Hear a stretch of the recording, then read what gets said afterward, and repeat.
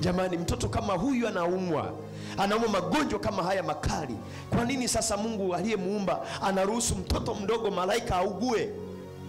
Kwa nini sasa? Au hata wewe mwenyewe unaweza ukaona unapitia nyakati ngumu, unasema kwa nini sasa napitia hizi nyakati ngumu? Je, Mungu haoni?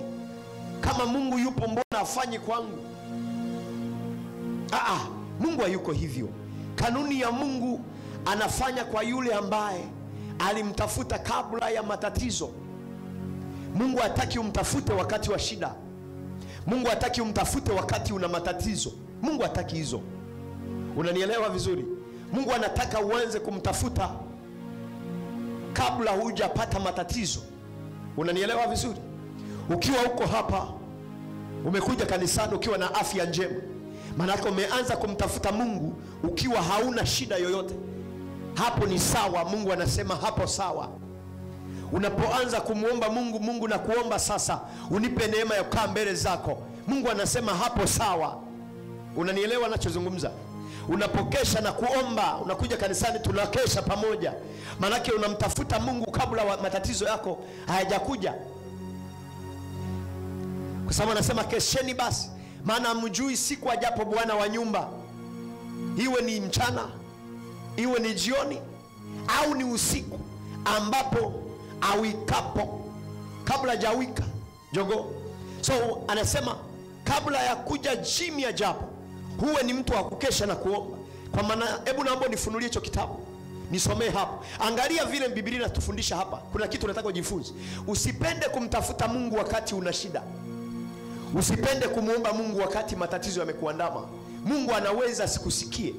Unaweza uzunguke sana, unaweza uombe sana na ukatumia muda mrefu kuomba na ukaona kama Mungu hakusikii. Kumbe ni kwa sababu roho yako haikuwa na maandalizi kabla ya matatizo kuja. Hebu tusomee hapo, mtumishi wa Mungu. Marko sura 13 ule mstari wa 35. Marko 13 sura ya 33 mstari wa 15, si ndio? Naomba tuombe wote hapo. Kesheni basi. Hebu naomba wote tusome. Tumepata. Kila mmoja apate hapo Marko 13:35. Marko 13:35. Angalia Biblia inasema hivi.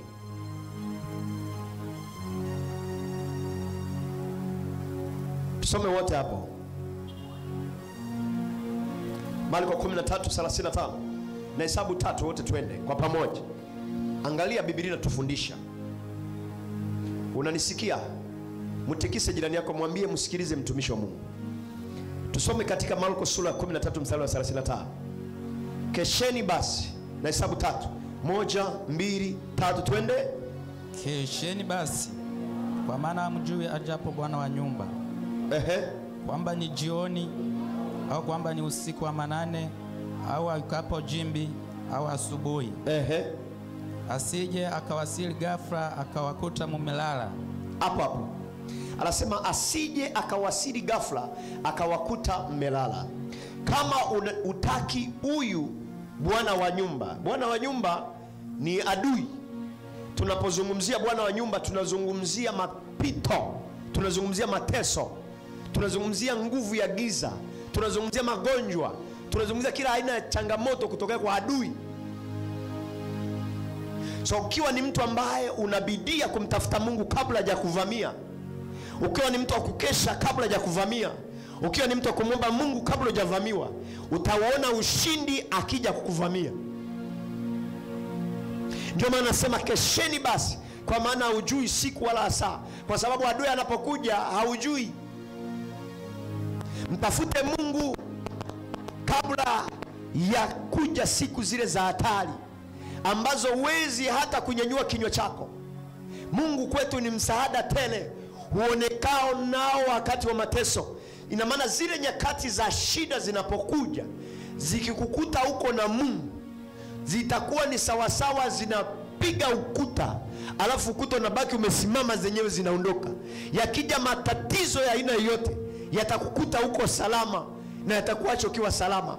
Likija jaribu la aina yote, kwa sababu tayari ulikuwa na nguvu ya maombi, ulikuwa ni mtu naomba. Sasa shida ya watu wengi, tunamkumbuka Mungu wakati tuko na shida. Tunakumbuka Mungu wakati ambapo tumeanza kupigwa. Umeshaanza kupigwa na shetani, umeshaanza kupigwa kwenye ndoa, umeshaanza kupigwa kwenye ujana wako, umeshaanza kupigwa kwenye biashara, umeshaanza kupigwa kwenye changamoto za maisha yako ya kawaida, ushaanza kukosa fedha, ndio unaanza kumtafuta Mungu. Mungu pale anakuwa kama akusikii.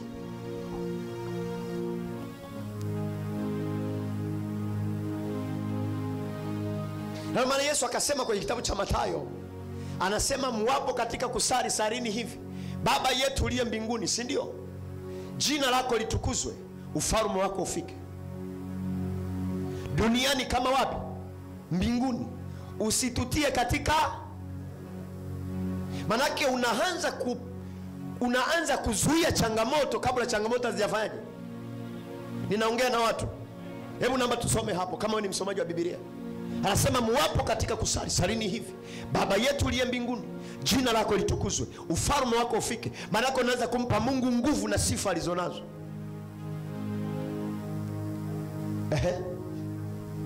Mathayo sura ya 6, barikiwe, kuanzia mstari wa 8. Basi msifanane na hao, maana Baba yenu anajua mnayohitaji kabla ninyi hamjaomba. Mathayo, hebu soma hapo kitabu cha Mathayo. Anasema mwapo katika kusali, basi ninyi salini hivi: Baba yetu uliye mbinguni. Anasema Baba yetu uliye mbinguni, jina lako litukuzwe, jina lako litukuzwe, ufalme wako uje, ufalme wako uje. Unaanza kumuita Mungu.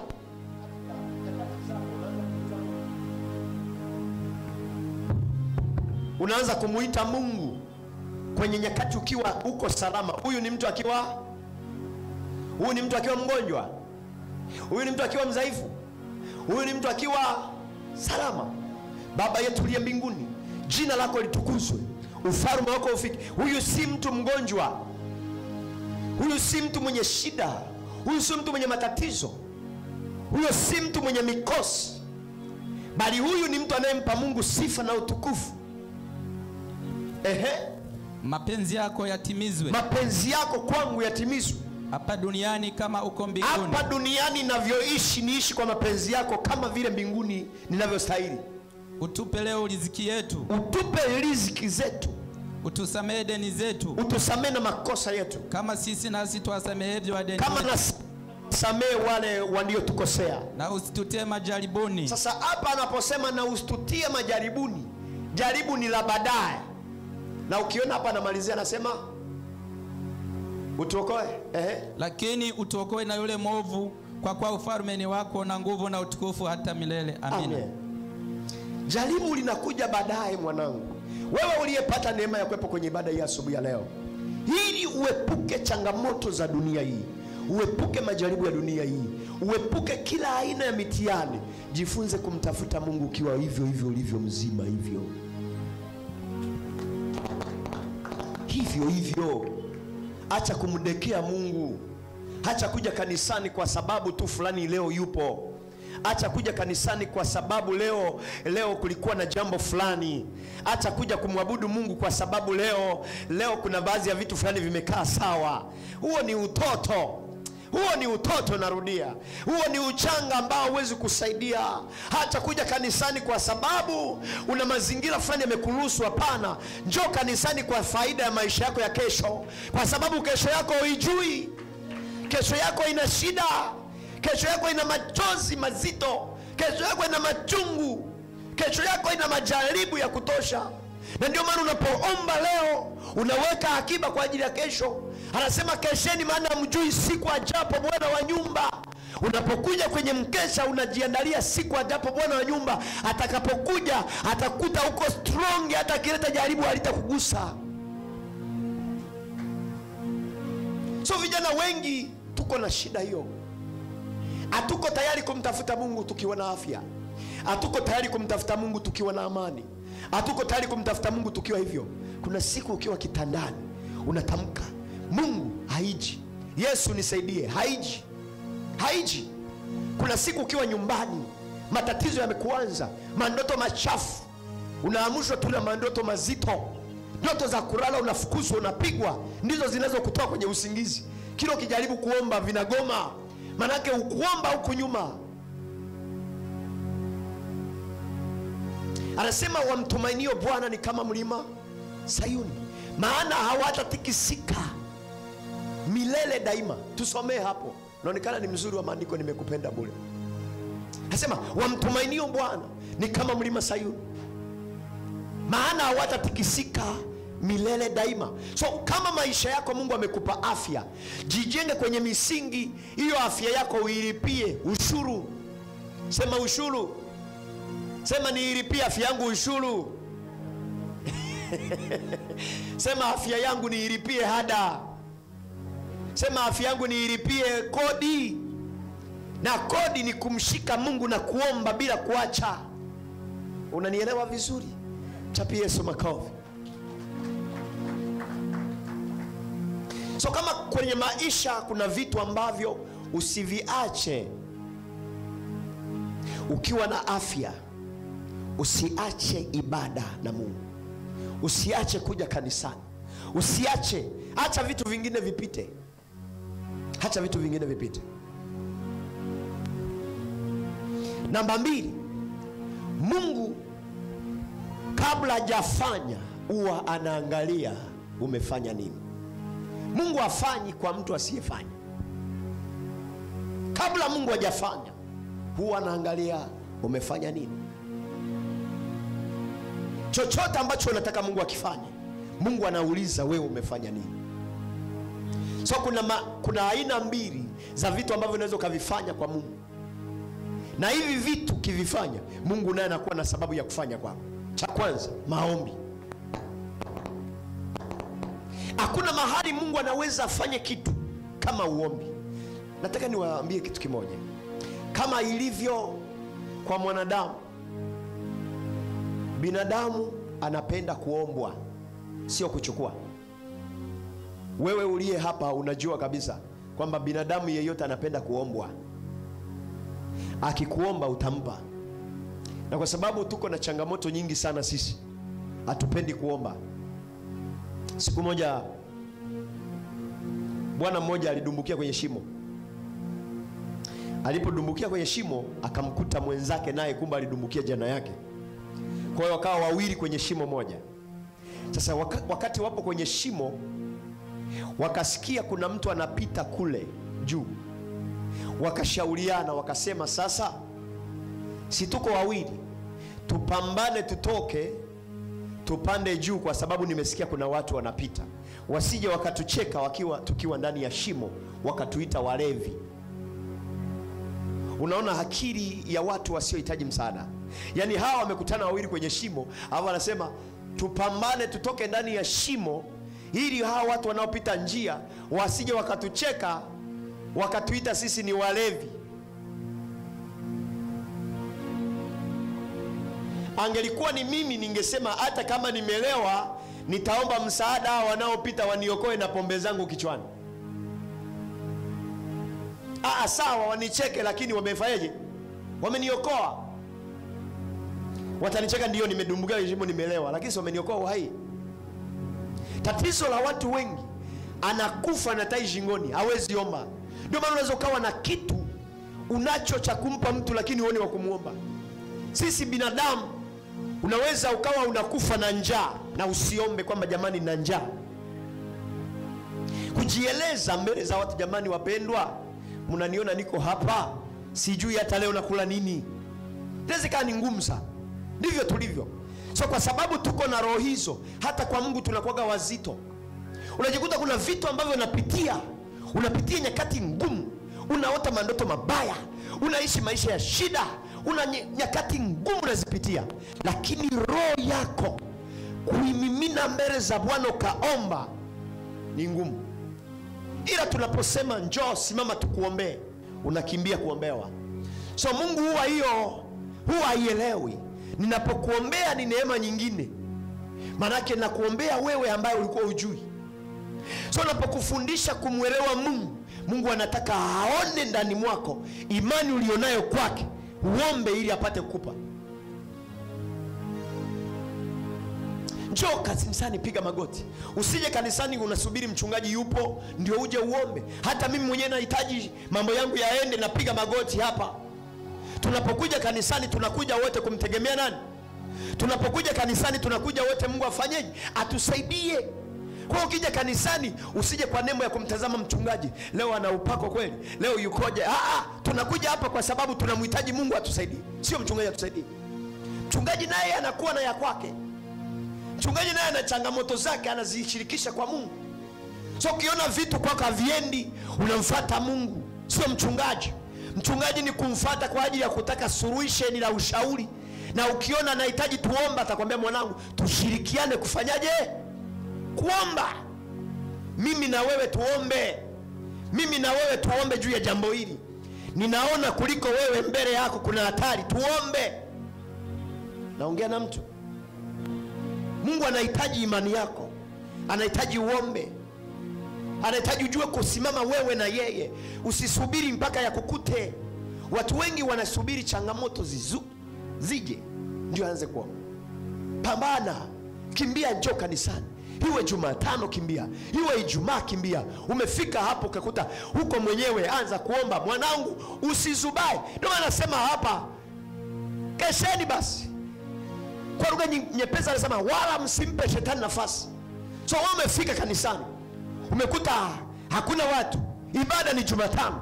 Fika, sema Baba, nakushukuru kwa kunipa neema ya kufika imani mwako. Asante, sasa naenda kuomba. Baba, katika jina la Yesu, naomba utende, fanya jambo jipya kwangu. Nisaidie Bwana. Unajua kuna vitu vingine siviwezi. Naomba ufanye jambo jipya kwangu. Anza wewe, usisubiri mchungaji haje. Anza wewe. Mungu anataka wewe. You can go to pray. Huko nyumbani omba. Kuna baadhi ya vitu vikisha kuja hautaweza kuviondoa. Utaviondoa kwa shida. Kuna changamoto zikisha kuja, kuna mapigo yakianza kushukia, hautayaondoa kwa nguvu ya ugali.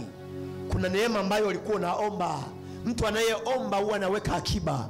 Mtu anayeomba huwa anajitengenezea kifurushi, anakiweka mahali. Kama unavyoona hii simu inafanya kazi kwa sababu ina charge.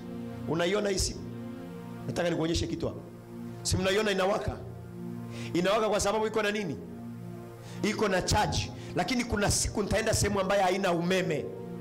Kwa sababu ina charge itaendelea kufanya kazi. Kwa sababu maeneo hayo hakuna nini? Hakuna umeme.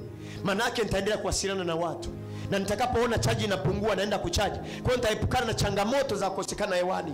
Sasa watu wengi anajikuta simu haina charge, roho yako imeshaishiwa, imekaukiwa, haina maombi. Alafu bado unalazimisha uendelee kufanya kazi, ni vigumu. Unalazimisha uendelee kusurvive, ni vigumu. Ndio pale changamoto zinaanza kushukia. Magonjwa, mapigo, changamoto, maisha magumu, changamoto, vitu haviendi, kila kitu kinaharibikiwa, hata maharifa unapoteza. Hili ni jambo la kwanza. Mungu anahitaji aone. Cha kwanza, unamuombaje? Unaomba. Namba 2, Mungu ili aonekane kwako siku yako ya mateso. Namba 2, Mungu anahitaji uwe na mtu unajua kutoa sadaka. Mtu yoyote asiyejua kutoa sadaka, Mungu huwa kwake ni vigumu sana kuonekana. Kwa nini Mungu haonekani wakati unaomba na utoi sadaka? Ni kwa sababu Mungu unapoomba anakupa ili aone kama unajua kimetoka kwake. Ukishaomba Mungu akafanya, usisubiri Mungu afanye kwa vikubwa ambavyo unavitamani vitokee. Anza kwa vile vidogo. Unapofanya kwa vile vidogo, kumtolea Mungu sadaka kila kidogo alichokupa, unaruhusu Mungu afanye vikubwa, kwa sababu anaona ndani ya moyo wako kuna imani ya kuamini vidogo vimetoka kwake. So ili Mungu afanye vitu kwenye maisha yako, ukiwa ni muombaji, ambatanisha maombi yako na sadaka. Na tunapozungumzia sadaka, roho ya upinzani ya kwanza inayokujaga kutoka kwa shetani ni ya kupinga sadaka. Watu wengi ambao hawafanikiwi kwenye maisha yao, hawainuki kwenye maisha yao, sikiliza maisha yao, huwa ndroni mwao kuna roho ya kupinga sadaka. Yani anapotaka kutoa, roho yake inamwambia unamtajirisha mchungaji. Halimwambia mchungaji atajirika kwa sadaka ya muumini ni nani? Haipo. Sikiliza, kama kuna watu ambao ni watu ambao wana matumizi mpaka hayatoshi, ni wachungaji. Kwa sababu mchungaji akishika hela anamuwaza mtoto. Ninakuhakikishia hili, fuatilia wachungaji wote duniani. Mchungaji yote akipata, na kadri mchungaji anavyoongezewa waumini, ndio pia majukumu yake yanazidi kuongezeka, kwa sababu katika waumini 100 utakuta 90 wanahitaji msaada wa mchungaji. Ninaongea na mtu, mtikise jirani yako, mwambie msikilize vizuri mtumishi wa Mungu. Labda niwaambie kitu kimoja. Unaona kama sasa hivi, kama hali ya sasa hivi ilivyo, ni hali mbaya sana. Ni hali ngumu kiuchumi, ambayo mafundisho ya kufundisha yatakufaa sana kwa kipindi hiki. Na nikupe hongera sana wewe ambaye hata leo umefika kwenye ibada. Jipigie makofi kwa sababu umeshinda. Kama jana umekula pia, mpigie Yesu makofi.